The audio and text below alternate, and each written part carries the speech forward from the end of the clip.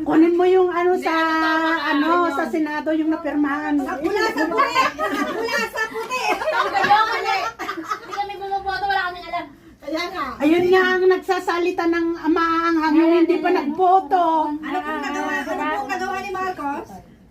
Marami. Si Marcos gumawa siya, yung mga magsasaka sa ating Marami, hindi lang barangay. yan. Marami kaya lang Binigyan bulag niya tayo. ng mga lupa Hindi nila. lang kasi Wala pinapublic sa kay kanila Marcos. binigay niya. Yung mga Pero drug lord nila na nakita American, yung ginawa ni Marcos. at saka higit sa lahat, bakit nailagay si matapang na presidente sa Netherlands kung wala siyang power, 'di ba? Ang tawag sa kanya weak.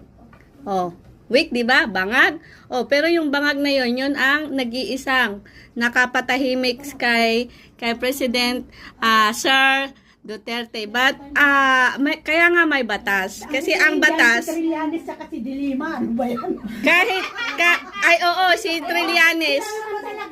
Ano naman si Duterte? Si Trillanes sa talaga. Si Duterte, marami ding nagawa. Pero tapos na yan yung termino na. So dapat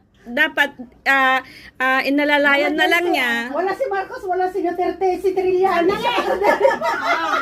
Ako ang attorney. Okay. Attorney. Hindi. Para ako makinig. Kakapi mo na yung Duterte. Kape muna. Anong pinaglalaban ni Marcos? Sinong sasagot? Sinong maka-Marcos dito? Baka wala akong natanggap na lupa. Wala kami lupa. Kasi hindi ikaw ang magsasaka na Wait binigyan. Nasa yung 20 pesos na Ay, nonsense naman yung ipangalandakan yung nagre-reklamo nga yung mga magsasaka dahil hindi na tapos magbili kayo ng ng 20 na bigas. Oo nga. Anong isipin nyo? Bakit ang mahal na bigas? Kaya, ang niya, hindi niya sinabi. Kakatanim lang, in-harvest na kasi. Kaya walang bigas, kakatanim lang. Binabagay mo. Mahinang kalaban.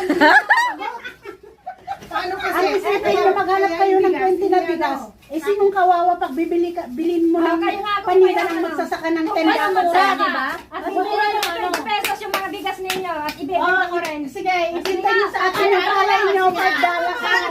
Teka. Hindi na ka-open yung